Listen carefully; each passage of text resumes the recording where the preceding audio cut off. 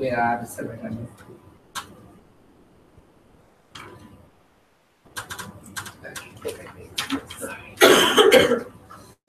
Take care.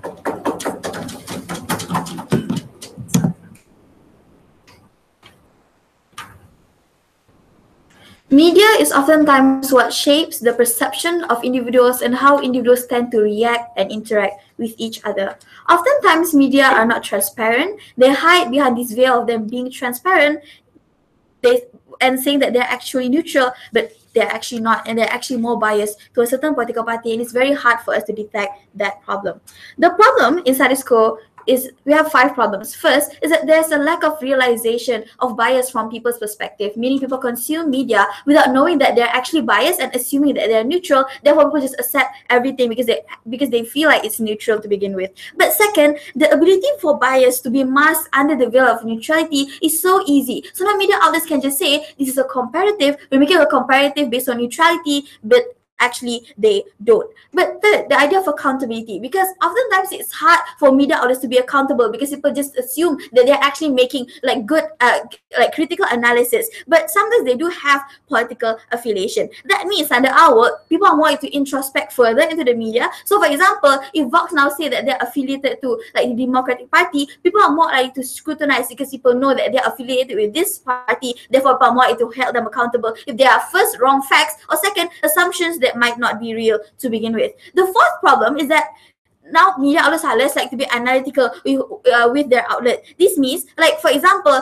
because the nature of individuals are, they always tend to like look at news that don't ground to rationality. This means they pander to people's emotion. They want to, like when people are sad, they will want to make people like they want those kind of support from those individuals. So meaning now they can just make an article about how bad Trump is without really stating out the facts on why you should view like Trump as a bad person to begin with. Under our work now, people actually like these news outlets will actually find facts to prove their points. They cannot just simply say like emotions that can make people feel related to the article. Rather, they'll try to make facts because they know that people will scrutinize them even more. This means like perhaps these media outlets will look onto like other alternatives as to how they can prove their point to begin with. Because under our work, if they don't find actual facts, they will just be brushed off as another Democratic or affiliated website, and they are unreasonable. Therefore, they have an incentive to be seen more reasonable in front of people. But fifth, in status quo, there's always a possibility of like political parties funding media outlets, but they never stated it out. This means political parties can just fund media outlets, say that we'll pay you more if you want to be biased or make a biased article. We can never hold it accountable because people believe that they are neutral to begin with. Under our, at least, first people are informed about them being related to a certain political party, but second, I'll put to you how it can actually decrease the amount of political funding in this media to begin with.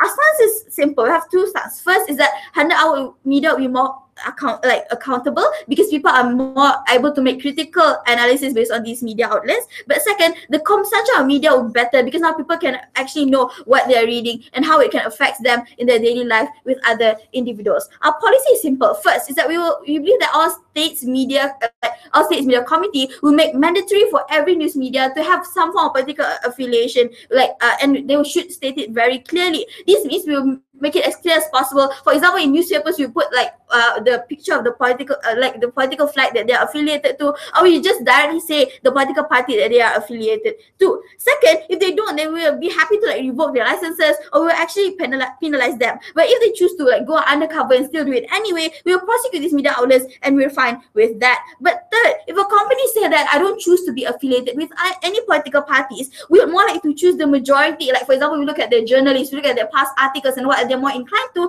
Therefore, we will say to these people that this this news outlet are from majority people from supporting from this type of political affiliation. So you don't see there will be a problem with like neutral like news agents to begin with. First argument about how the consumption of media. The problem is that oftentimes people just consuming media with the belief that it's very neutral to begin with. And oftentimes media pander to people's emotion. This means they know that if people are angry with certain situation, they are more to emphasize on their anger because now people can actually feel related, or people will respond to their media better. This means like under your world, media can able to hide by saying that they are neutral and always like feed on people's emotion by making people feel that they are important as well. Under our world, at least, like for example, when they want to make a comparison comparative between two candidates, under your work, they can just simply say, I'll make a comparative, and this comparative is something that is neutral. But under our work, they need to actually prove they're neutral, because people can directly see what political party they're affiliated to. So, for example, if a news company said they want to make a like neutral analysis between like two political parties, if they're affiliated to one, they'll be forced to find like reasonable reasons as to why people should believe in them. But the harm under your work is that people are very reliant on media, and oftentimes people don't have the incentive to like view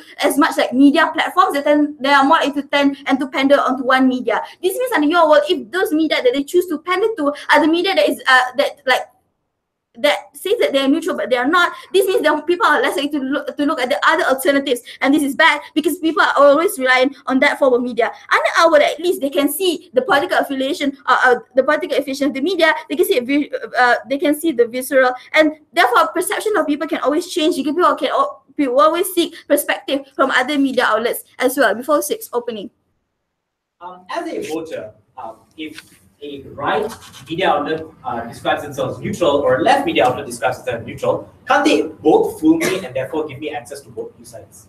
I mean, because the comparative under our is that when people can directly see what political party you're affiliated to, people are more likely to know better, right? Under your work, just like in the assumption that people will suddenly want to look at other media outlets and assuming that everything is neutral, under our it's a more direct like benefit, because people can directly see like from what political affiliation does this media come from. But second is about the idea of accountability. First is how people are more likely to scrutinize, because under our you need to recognize that, for example, if I like a certain like political party, I'm likely to read like their media because that's the way for me to support them. Or if I really hate this like political party, I also want to read their media because I want to criticize on the content of the media. I want to point out if a certain thing is too biased and why people shouldn't trust them. But under both worlds, it's still beneficial. Why? Because this means like under both worlds, we are more likely to scrutinize on the media in itself. They're more likely to find like information from the media that they are less likely to be under your work. But second, media outlets tend to be more specific. This means that whenever they want to make certain allegations, they won't make it vague, because they know that people wouldn't trust them anymore because they're affiliated to certain political parties.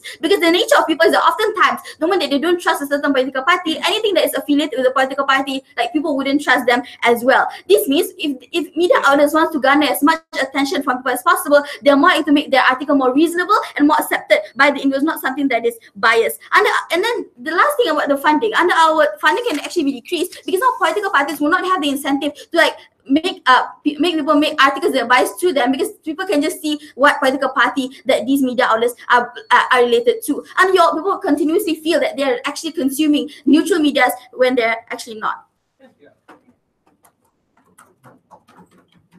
I thank Prime Minister, and I invite Leader of Opposition.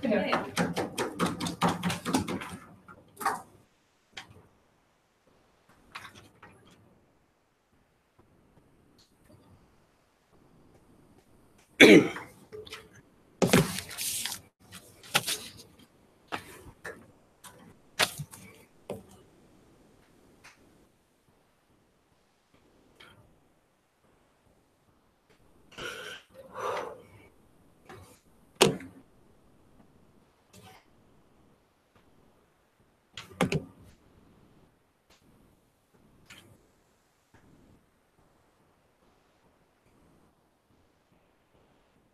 Accountability, being analytical, and being scrutinized. These are the things that OG wants to fight for through this policy. I'm going to give you reasons as to why they don't achieve this and why they harm progress towards these goals. Firstly, on accountability and undisclosed political funding. We think firstly, undisclosed political funding is unethical by most journalistic standards. We think oftentimes journalists of repute and reputable news sites in fact disclose a lot of these conflicts of interest anyway. For example, if a columnist in The Economist is writing about some stocks, usually they will disclose that they in fact own like stocks of this nature or from this company. We think all these are standard practices in the journalism journalism sector anyway. We don't think this is a particularly large problem to begin with. Next, they want to talk about accountability and how because you in status quo media appeals to emotion, they become less analytical, and when you take away their ability to appeal to emotion, they become more analytical and find more reasons in order to support their claims. We think, in fact, they are less likely to do so, right? Because when media outlets have a clear affiliation, this usually means that they garner a clear supporter base. This means that they oftentimes, if you declare yourself as a left-leaning media outlet, usually you will have a very steady support of subscribers from the left anyway. And in order to keep those left-leaning subscribers, you are more likely to appeal to their emotions, and you are less likely to. That means you are also less likely to need to use a lot of analysis because you already have a clear supporter base anyway. This happens less under status quo. I'll give you a reason why. Next, you want to talk about scrutiny, right? But I think the entire idea of scrutiny is very contingent upon people in general reading sites, reading media articles from across the political spectrum. I'm going to deal with why this happens less. This is less likely to happen in my substantives. Firstly, the idea of deliberate ignorance, right? Because we think people generally don't like being told they're wrong. And we think Gov makes it worse. Because in status quo, right, short of some obvious right or left-leaning sites, most outlets have some benefit of doubt in the eyes of the viewers. For example, sites like BBC, sites like Al Jazeera, sites like AP or Reuters, right? These sites usually actively pursue balanced articles from balanced viewpoints, right? And we think because of that, there is an increased likelihood in the status quo that the general public, that the general viewers have an increased capacity to be able to access viewpoints from both sides of the divide. They are generally able to balance out the pros and cons better than outrightly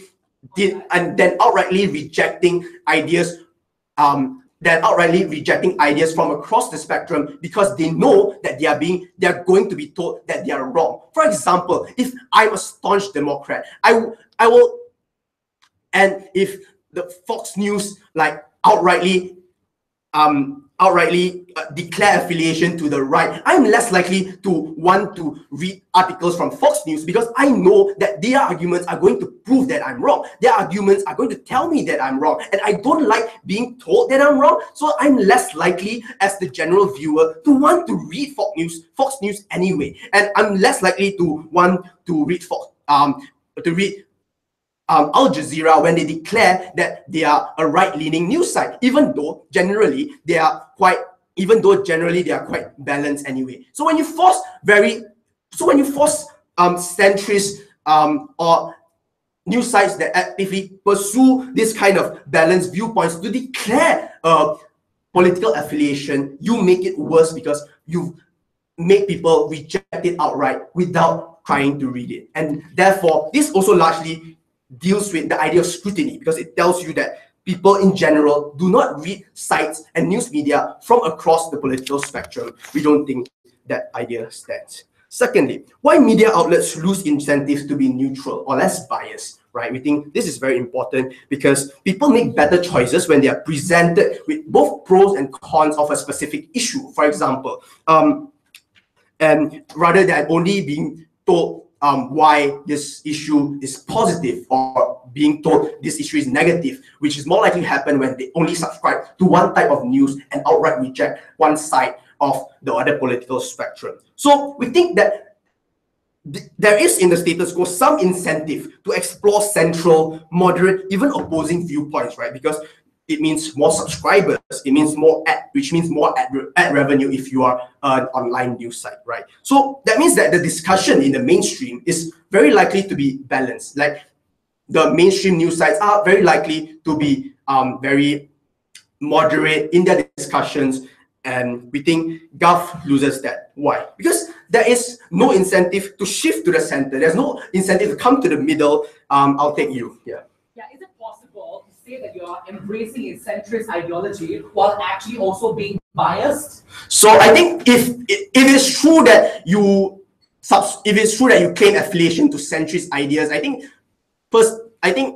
firstly the benefits that you want to claim, they disappear. because then you don't have that cross-reference that you wanted to talk about. Secondly, if like people claim centrism, then like harm still exists, right? Because you're really leftist people really don't like centrist ideas, and you're really right people, they really don't like centrist ideas either. So like they don't really, so like, you know, they don't come together and shit like that. So I think Gov loses that, right? Because there's no incentive to shift to the center. There's no chance in courting subscribers who are centrist, or the left if you are a right-leaning news site, right? Because usually, I think at the point in which you have that benefit of the doubt, at the point in which in the general public, you are still a reputable news site who is pretty much unbiased, who have like a center, maybe left-leaning or right-leaning policy, they're still willing to listen to you because they know that your views and your viewpoints that you want to portray are more likely to be balanced, are more likely to be able to tell them that what things that they agree with. And we think this is important because people make better choices when they're aware of both the pros and cons of issues. Thank you.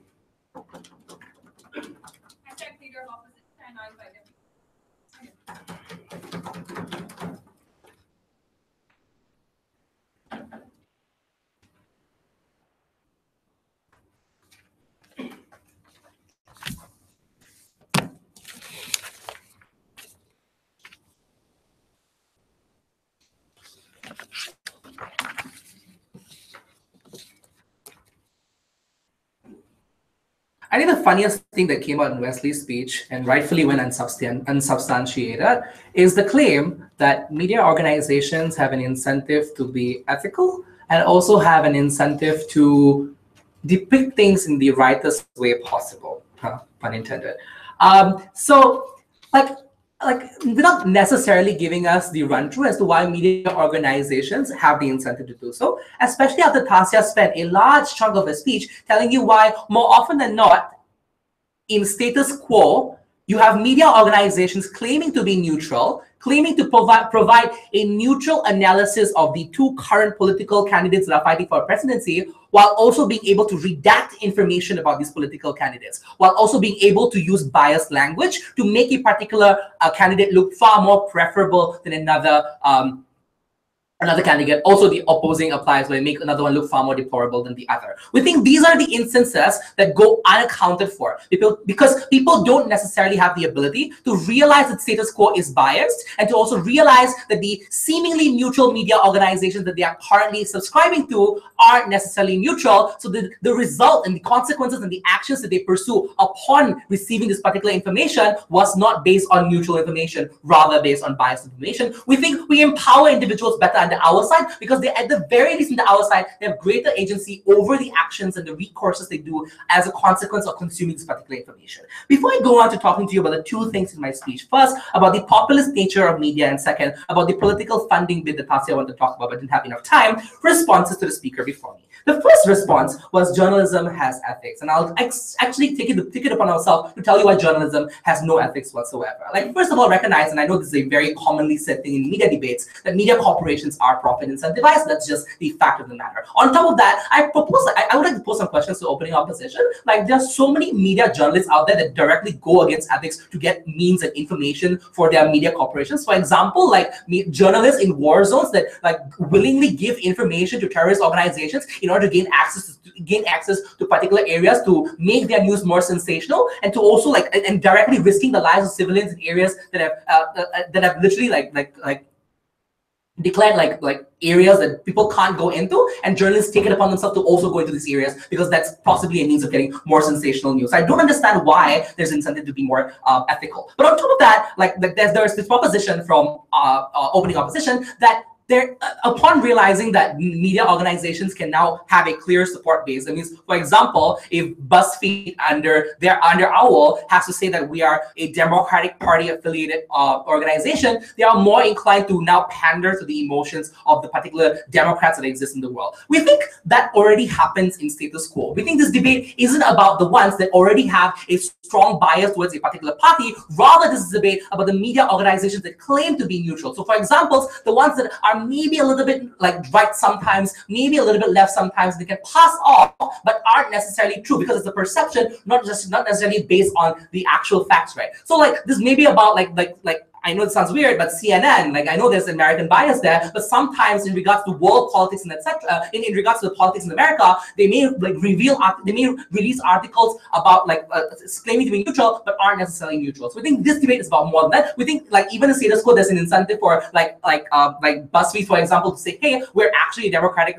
affiliated party, so we want to give you and pander to this emotional politics, to the identity politics and emotional politics that already exist. But the third thing that they said was that like under our world, and this was really weird, like Wesley said that under our world, we want more organizations to become more centrist. Like that was never our burden. We never said that we want more organizations to be centrist. Maybe there's some good in being democratic. Maybe there's some good in having Republican points of views. But at the very least, on the our side, you give more ability for organizations to take it upon themselves to be more accountable. So now that you have the label saying that Vox is a democratic affiliated organization, there is greater of an incentive for Vox to take it upon themselves to make their democratic bias articles more fact-based, or to source it better, or to say that this was literally like not just say things like Trump is a transphobe, rather delve into the reasons as to why Trump like passed the transgender ban. Maybe because he wanted to save funding, maybe because he wanted to make the military operations far more efficient. Recognize that like, and it's like I'm a trans person saying this,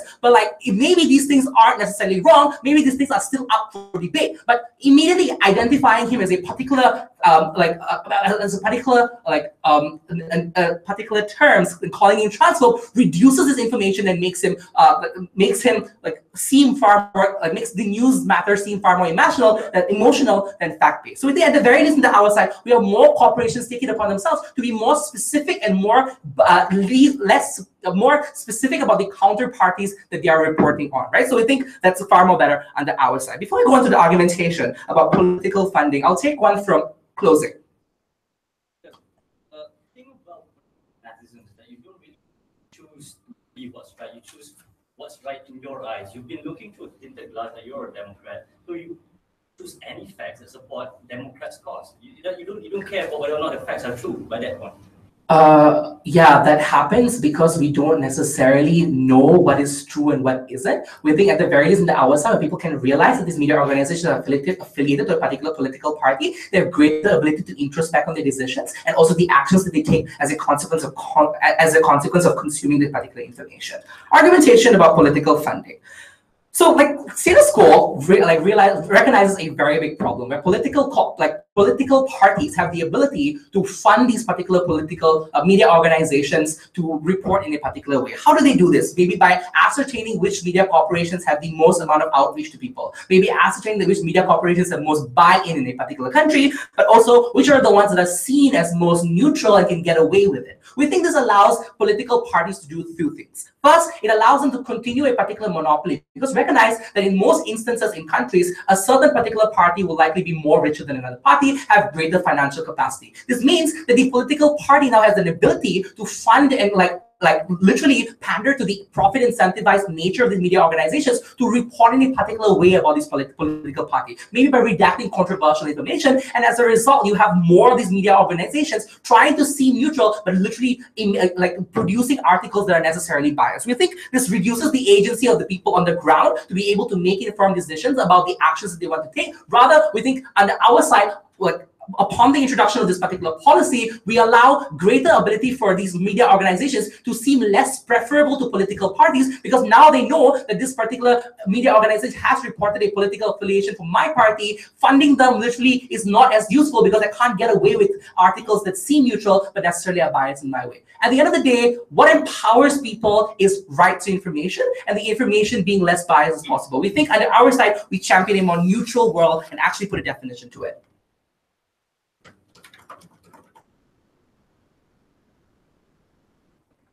I think DPM, I now invite Diego. Yeah.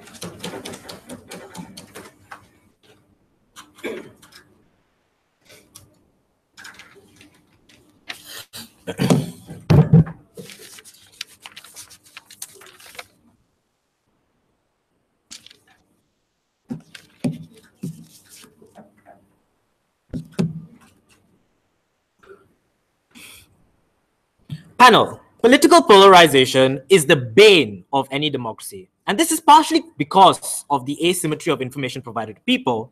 But the asymmetry of information is caused by the wants of people to begin with. It is no doubt that the reason why Fox only channels really, really rightist perspectives is because it's very profitable to do so. There's no doubt the reason why BuzzFeed continues to channel only really, really leftist perspectives is because it's very profitable to do so.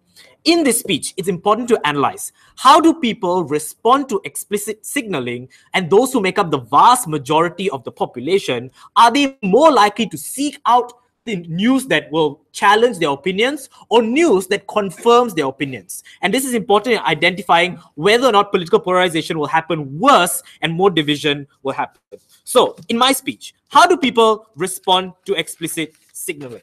The fundamental flaw of the government in this debate is to assume that people, once knowing that these sides are right or the sides are left, they'll stop becoming duped or stop becoming tricked, and they will go and actually view things that will give them a balanced perspectives. This is not true. For us individuals like debaters or self-proclaimed intellectuals, we actively search for truly neutral and centrist perspectives, right? That's why you see debaters, the Twitter accounts they follow are all this from National Review or Fox News, and then also follow BuzzFeed and CNN. That's because we want to acknowledge neutral perspective. But the vast majority of people, especially in the United States, that voted for Donald Trump are disenchanted by mainstream media, right? That's why they look for alternative news sites. That's why the kind of Twitter accounts they follow are just vastly Twitter accounts that they know are right or that they know are left. What are the reasons for this, right? Because of the immediate assertion that this right news site is more likely to provide me with information that protects babies, for example, protects children from abortion, provides me information that will say that immigrants should be deported because these are generally things that I want, right? And at the point in which you make it explicit for these individuals that Al Jazeera is left, the BBC is center left, that National Review is center-right. These are individuals who are then confirmed to not follow those news sites if it previously did not confirm their biases, right? That's why a lot of people on the right already don't follow Washington Post, the New York Times, because they know they are left and actively try to avoid them. And these news sites make it profitable, or their profit motivation is based on creating target audiences based on people who are already identifying as left. So where does this debate happen then? This debate, and Deepan was correct in identifying that this debate happens in the middle, right? So news sites that are sort of center-left, sort of center-right, do talk about some parts of the spectrum, opposing viewpoints occasionally, and try to give a balanced viewpoint sometimes, but are still left and still right. What you're doing right now is removing the benefit of the doubt that these news sites have, that they previously were able to talk about opposing viewpoints, but now they have to identify as right. They have to identify as left, immediately excluding individuals who can previously would have gone to these news sites because they thought that they were still able to engage with neutral perspectives, right? So at the point in which people choose the kind of news that they want to hear, you make it clear to them what they don't want to hear, and you destroy centrism in politics. This is why the vast majority, the large part of Wesley's speech is important, right? What happens when Washington Post or your CNN, your BBC loses the target audience of individuals who are right and occasionally visit their sites as well? They have to force their content to be more left, right? Because you know, as a result of profit motivation, that your content has to only cater to one particular target audience. And this is going to be worse at the point in which the FCC repeals net neutrality, and you have to be selective of the news sites you subscribe to or cable channels you buy because you can't afford to subscribe to all of them. You only subscribe to the ones that are explicitly right or the ones that are explicitly left. This further creates that gap in politics that's creating the voter bases that aren't engaging with each other, that are voting for Trump, that aren't dealing with the fact that rights are being violated. But before I move on, yes. If I were to confirm my confirmation bias about a particular party that I'm aligned to, I can already do a status quo by reading articles on BuzzFeed or right-line articles. But this debate is about the individual in between who wants to challenge themselves. Is it better for them to challenge themselves knowing where the source, the affiliation of your organization is, or not knowing and giving this? No, this debate isn't about the people in between who are smart enough to know that they want to challenge themselves. The idiots in this room who want to constantly challenge themselves. It's the vast majority of people who grow up having been brainwashed to believe that this is the right ideology in life, and that oftentimes some exposure to BBC is already good enough to provide me with an alternative perspective or the opposing side of the coin, right? The vast majority of the population that voted for Trump because of the fact that they just didn't expose themselves to other news sites or continue to believe in alternative and fake news, right? And these are the people that we need to be worried about, because these are the people who are deciding how democracies are and the people who are leading your country. Now, in order to just quickly deal with this argument about political funding from politicians, right? So there's a couple of things to realize about this. Political funding is mostly disclosed already. As a result of auditing, your companies have to disclose where they get their money from. As a result of auditing on campaign funding, your campaigns have to disclose where they spend their money, right? And there's laws to disclose the fact that you are putting up sponsored content. So at the point in which that they do become explicit in the fact that of saying that this particular news site was paid for by Paul Ryan, the benefit that you get is marginal, right? Versus all the harms that I just explained to you in my speech. Also, the next thing they told us is that news sites become slightly more factual to retain people. Like, this becomes less true at the point in which I have to cater to one particular target audience I know already, right? Which is people on the left or people on the right. I know that people aren't likely to challenge the news that's coming or being given to them. I have less of a need to be factual, more of a need to be opinionated or less factual and give like broad statements, because I know I'm less likely to be challenged, because I know my target audience is already consolidated into these individuals. What else happens worse is that news sites are less likely to explore the opposing sides of the coin because their target audience changes, right? I'll extend further by saying how news sites actually like disappear from certain states, right? It's red states and blue states, for example, where you have smaller news sites that are operating to individuals, at the point which they are liberal news sites operating in a red state, and they lose their target audience because they identify as the left and don't have the benefit of the doubt anymore, they're unable to make money, that news site just disappears, right? They're less able to maintain their profit margin and therefore have to close down. That's when your news sites that exist within those states just become conservative news sites or just become liberal news sites, and that makes it even harder for people to accept opposing viewpoints, which we all agree in this debate is very important in terms of creating a very healthy democracy. We're very, very proud to oppose.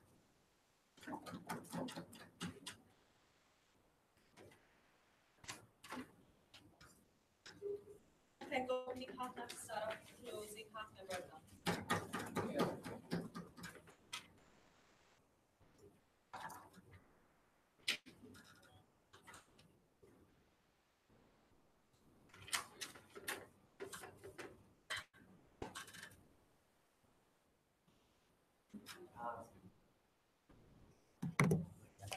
Just 20 seconds. My bag also.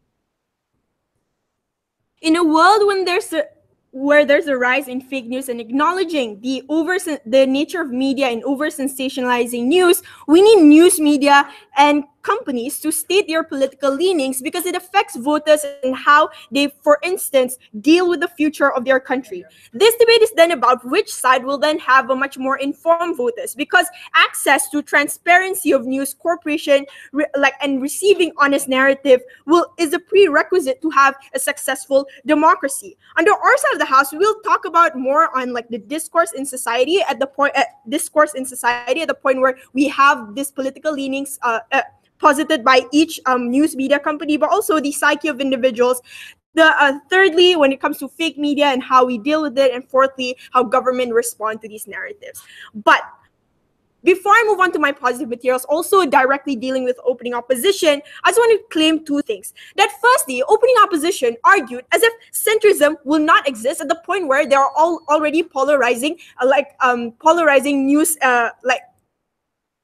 news media stating their political leanings, for instance. We say this is untrue because like news media can also claim that maybe we are right or we are leftist, but we can also be moderate in the way we present our news. But secondly, they also assume as if moderation can't exist in status quo. We say this perfectly fine, and we can see this happening right now in status quo. Like even us as debaters, like we also view like other news media that is extremely right, like Breitbart, for instance, into having a more like more in-depth knowledge about a certain news media. Therefore, it then leads to my first question in this debate: why do under our side of the house we have more informed voters? So this directly deals with the premise posited by opposition, because they said if you don't have leanings, you are more likely to be analytical. This is untrue, because in status quo there's already your right and left. They've already posited their leanings, right? They will pander to these leanings anyway. But what is exclusive under our side of the house at the point where now you have your explicit political leanings that you tell towards society? Now we say that, and at least under our side of the house, all of these polarizing voters, for instance, that are extremely left or extremely right, can also like view and cross-reference at the point where they want to defend certain things, for instance, and intrude, have more intrusion towards the narrative that left or the right has. We say at least under our side of the house, when it comes to the discourse of people who want to engage with a certain argument, you will look at the alternative media and will look at the narrative that each party or each media stands for. Under our side of the house, the extreme left and extreme right can make assessment of both sides as to what like the other side would want. What is the comparative under their side of the house? At the point where you don't have reasonable assessment as to what the left media has or what the right media wants, for instance, at the point where they don't have their political leanings, that's where you don't know what you deal with. That's where there's a rise in fake news, for instance, because people just don't know where these narratives came from. Under our side of the house, at the point where you explicitly tell your leanings, for instance, it is more people can then more respond to these news even more and also self-check. It then leads to my second question in this debate. We said under our side of the house there will be better self-identification. Why so? Because under their side of the house they said you can't have centrist voter at the point where now all of these news media will claim their political leanings. We say it is untrue because at the point where opting into certain news media doesn't instantly shape your political leanings, because you can also choose as a voter reasonably choose what you want at the end of the day, because they just assume people are just stupid. Like at the point where now you subscribe to left media, then you also suddenly become a leftist. We said it's untrue. Under our side of the house, people can be be more centrist as opposed to under their side of the house, because now people can make explicit comparative onto what right media has and also what left media has. We say when it comes on the balance of probability, you have more accountability and check and balances at the point where you now have those two narratives. But second, no, thank you. Second, the extension this debate. How on a balance, under our side of the house, we are more likely to reduce fake news. In this, why is this true? Because we said in status quo, some news media can just report fake news about certain parties, but there's no accountability or structural body that can call them out because they don't belong, they don't seem like they belong to or supporting anyone, for instance. But what happens under our world at the point where now you posit your political leanings to the public? When there's fake news, there's an instant affiliation with conservative right-wing party, for instance, the Republican or the Liberal.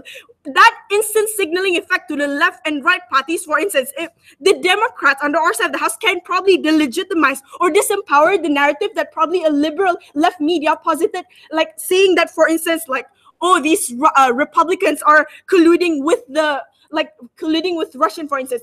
If those things were to be untrue, we said that now the left, like the Democrats, for instance, can call that news media out and say that those news are untrue. But in status quo, there are no structural reasons to do so because people are not directly affiliated with this sort of news. We say under our side of the house, that form of structural body can exist under our side of the house to call these news media out. Therefore, there are less likely for fake news to exist under our side of the house. Before I move on to my last extension, sure, Wesley. So if a conservative is automatically turned off and automatically rejects BBC because they are explicitly left affiliated, how likely are they to be informed and access balanced news, or even access the left sides that say Trump is colluding? Yeah, because firstly, we already said that those people already exist in status quo. They all probably want narrative that also conform to their biases anyway. But we said that when it comes to discourse within society, if they want to engage or deal with the left person, for instance, now they have an alternative media source that says these are the arguments that the leftists have posited, for instance, that the left media have posited.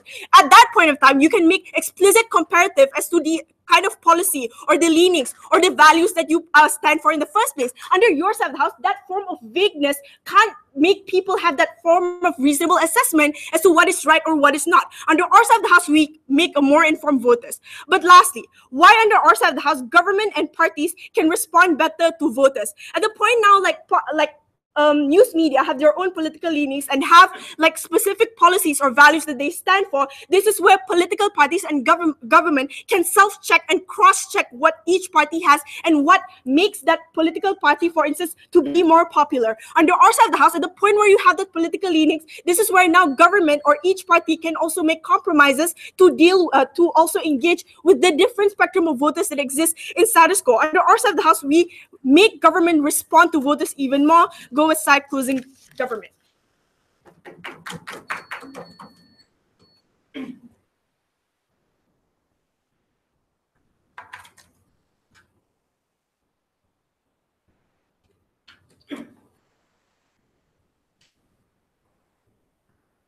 All right, I think member of government, I invite member of.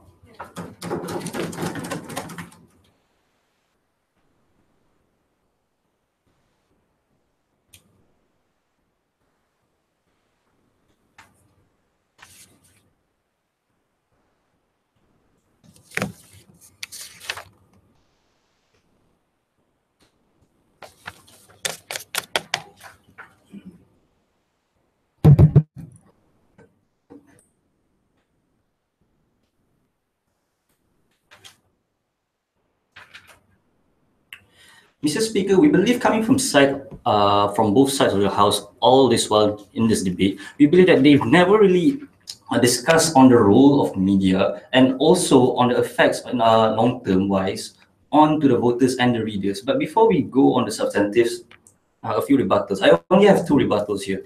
Firstly, on their point of discourse on society and the cross-checking between two political parties. Now, be honest, people don't do that. Because when you're voting for a political party, you don't really vote on a rational basis. You believe on what you believe in. Some people do vote on a rational basis, i.e., hopefully the people in this room. But even then, right, you have inner cognitive biases. You have confirmation biases, which distorts your view because you're seeing information through tinted glass. And what this means is that people over time choose to not believe in facts and choose to believe what supports their belief. And this is why we believe on these 2 points, it doesn't stand. Because if it really does happen on cross-checking, right, why do Republicans and Democrats don't do it on a civil basis now? Why is it that we have difficulty in Pakatan Harapan and BN trying to discuss whether or not we should disclose our assets as politicians? If it was really the case under that paradigm, if it really is going to happen, why is it not going to happen? Why is it not going to happen now in a more non-extreme status quo? On the second point, on the reduction of fake news. Now, when you're talking about fake news and that it incentivizes people to find more news, it ties back to belief over facts. Fake news comes because people do not want to accept reality. How do they avoid accepting reality? By finding another narrative. Where do they get these narratives? From political charged news portals. That's where they get a different narrative. That's where they can confirm, yeah, this is right. This is what I'm actually going through. And because someone who's holding a political office or someone who has influence is also confirming what I'm believing in, therefore it must be true. No, we don't believe it does. It reduces fake news. In fact, it makes it worse, because when Team A, for example, Team A calls out Team B for something blatantly obvious, how can we double check the info that Team B provides as an alternative? Because now, when you have both sides on two extremities with stakes in terms of political power, economic power, etc., Do they really have a vested interest in providing actual info, which might be detrimental to their own cause, as Team B? That's where we're coming from. So, and also a touch on moderation doesn't exist now. Yes, moderation doesn't exist now. We're living in a world where fake news is live, where people are becoming more divisive day by day. The Economist posted an article last week claiming that social media has played a role in dividing our economy, which I will touch later. But it's because we attach labels on political sources that we become moderated. Because when you attach labels to sources, to news portals, to newspapers, you attach this stigma.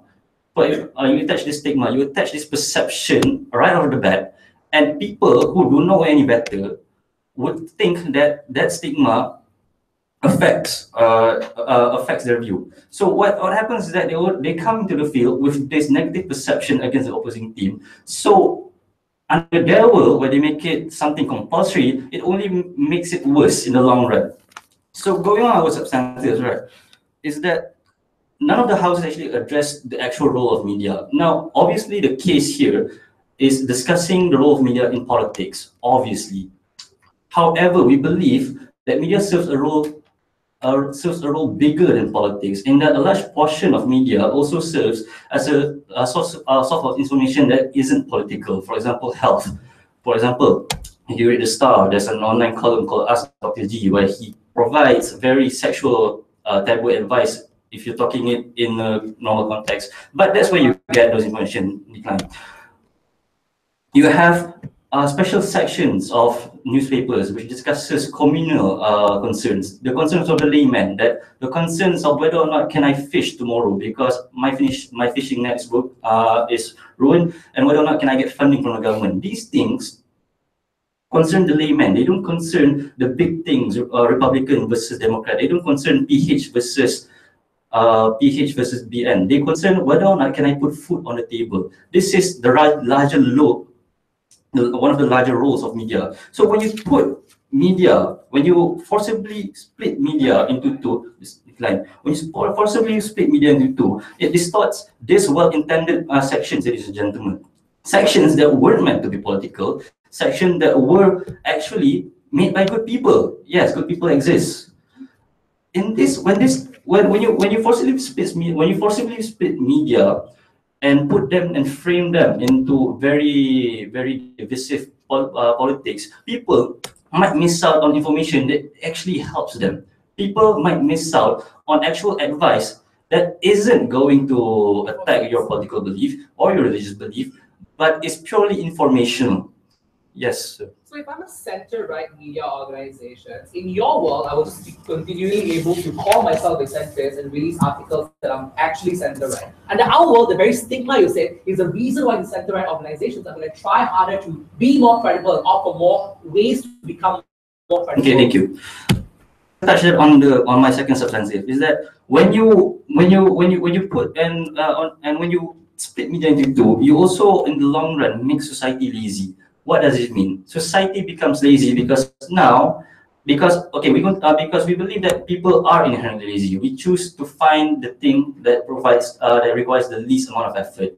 So when you have a particular belief, the least amount of effort is to continue your belief.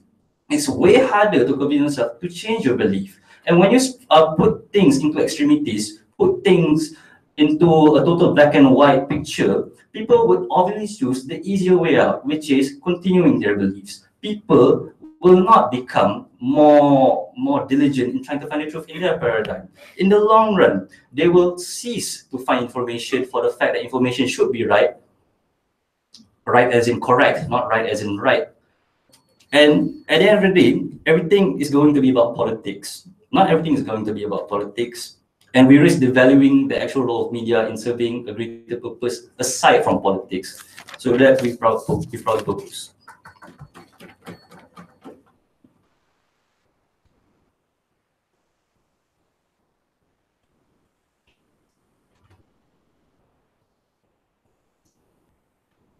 Right, I think I'll put my member off. I now invite Gafur.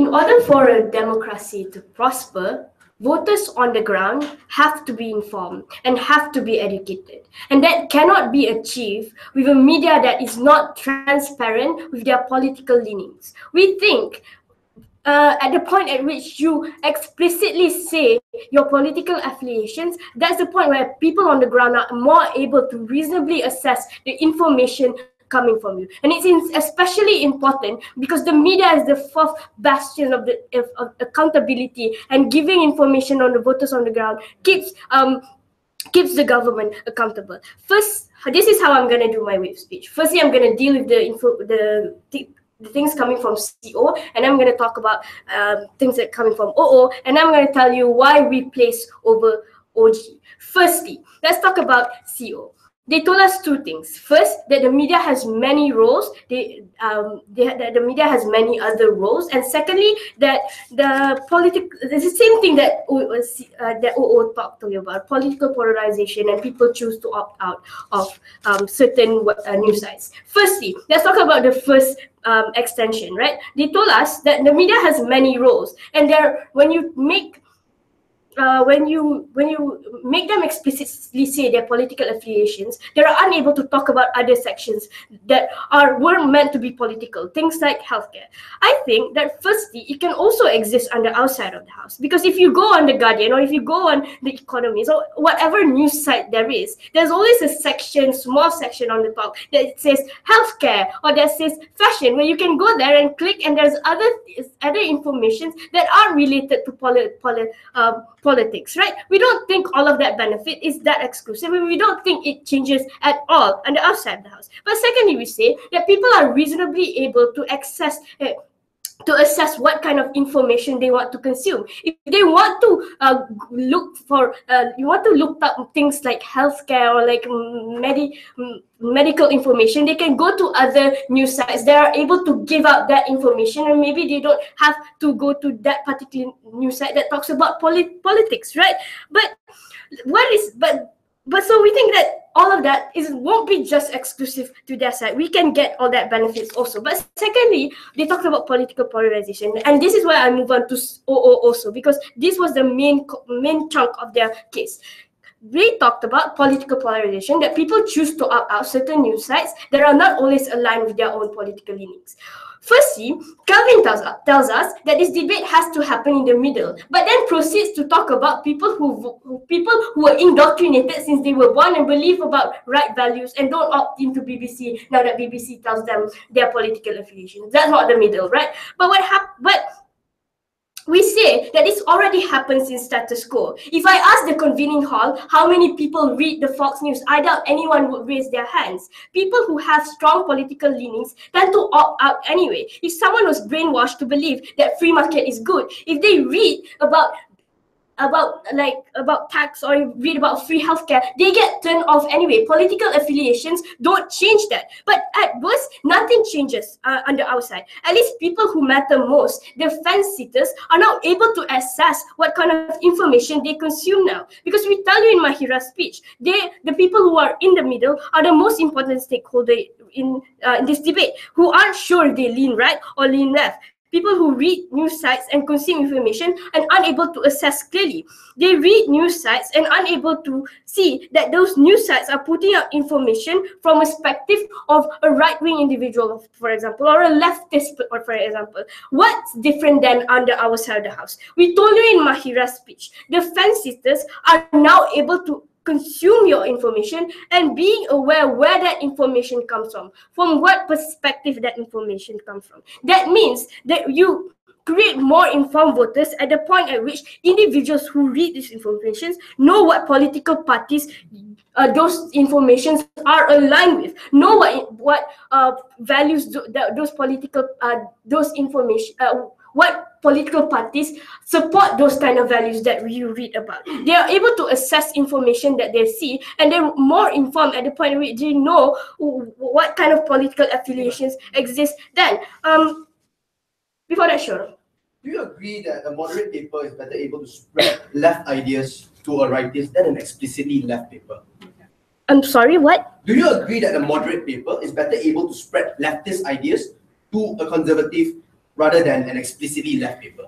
I don't look when at the point at which a conservative reads a leftist paper, but they don't explicitly say they're leftist. If they read something that they don't like, they get turned off anyway, and they choose to opt out of that paper anyway. We think that exists on both sides. What matters is the individuals who don't know their political leanings, but then read news and are unable to assess where that information comes from. Right?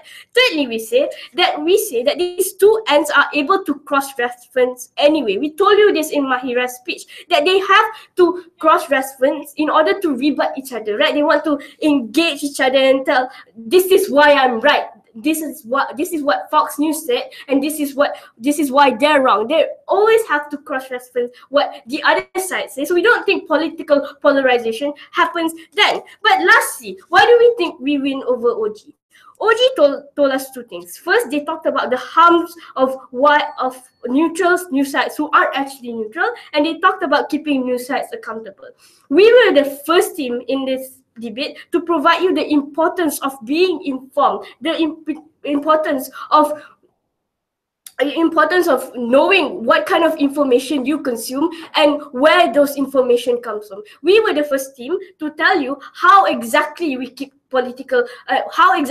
news sites accountable. We told you that politicians are able to come in, able to speak out at the point at which the news sites who are politically affiliated with them spread fake news or spread news, for example. We are able to have those politicians speak up and say that those news sites are spreading the wrong information about my political party, and people are able to reasonably assess that and say and opt out of those news sites at the point at which these reputable people and people who are more legitimate and say that that information is wrong. We think at the very end of the day, we're proud to propose.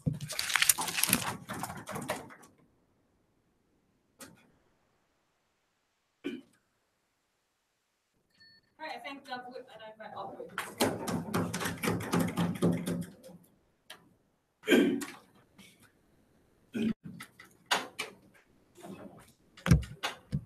It's folding.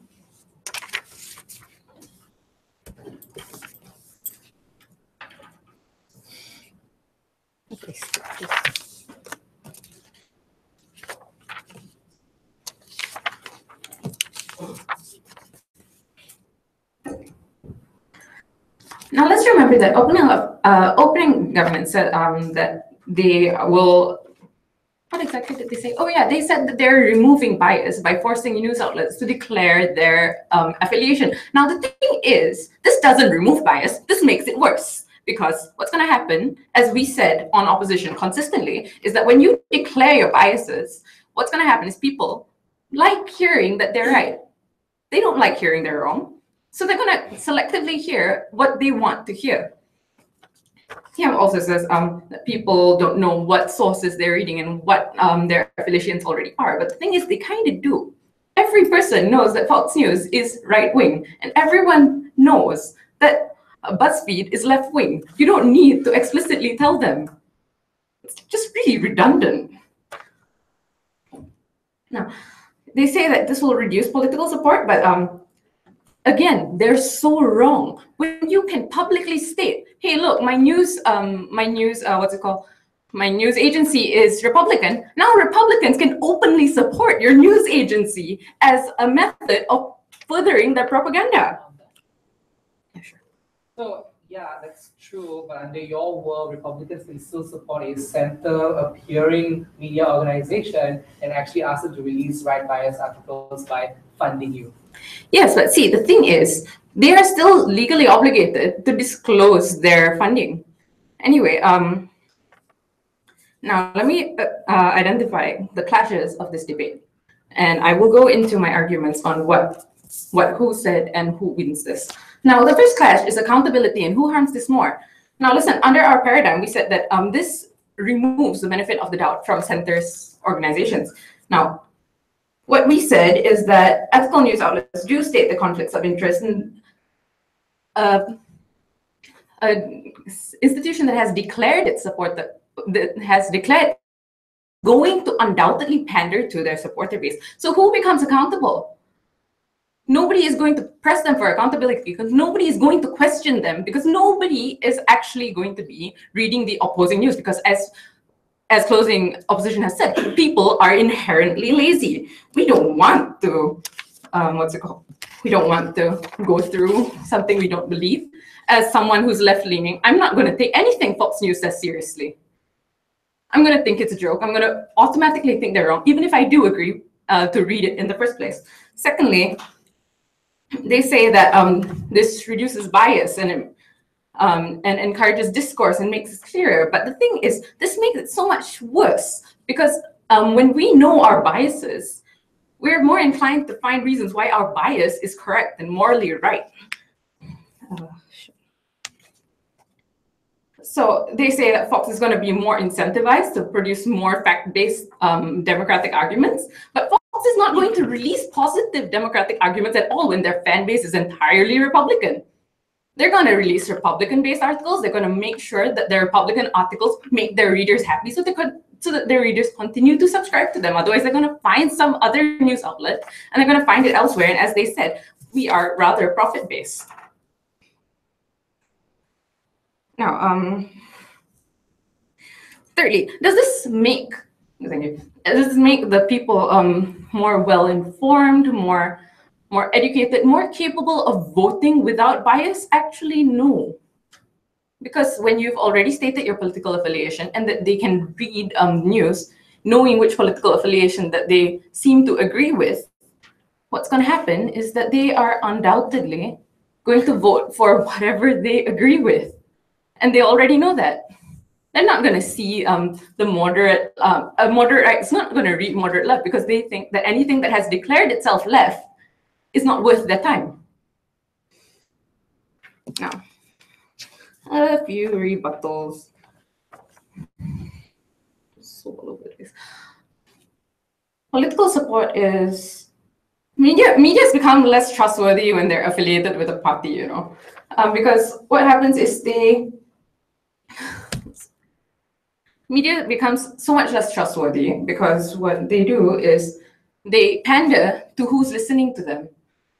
They insist that this is going to make them money. And what's going to happen is that they're going to become lazy and complacent, as closing opposition has said over and over and over again. It's gonna make a lazy society, and it's going to make for lazy journalists who don't bother to go out and find the truth because they already know what their audience wants to hear. When you already know your audience, you can already tell what kind of content you're going to put out. It's the same way that knowing that you're going to make a crime movie means that you're going to have to include crime in your movie.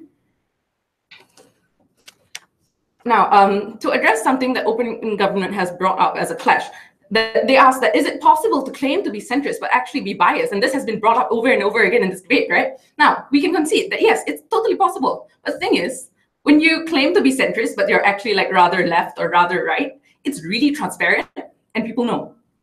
People know because they're not stupid. People know because, if this particular politician is saying that this news outlet is supporting all my beliefs, then they're going to know that this news outlet is probably affiliated with this politician in some way or form. At least this way, we are forcing people to, no thank you, to go through news outlets of their own.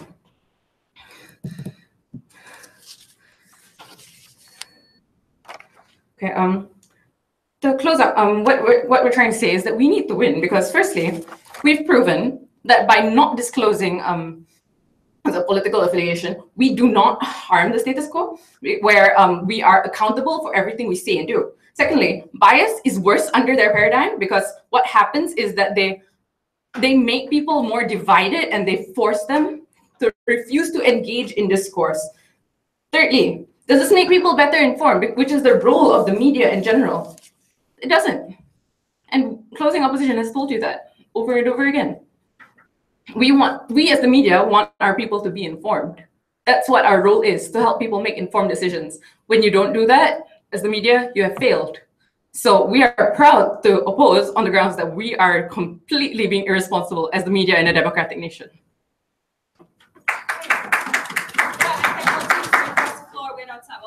Thank you.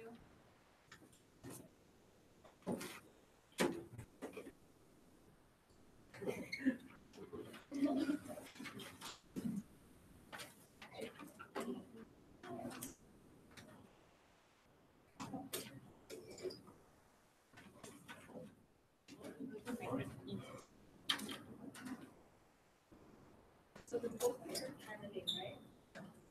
And you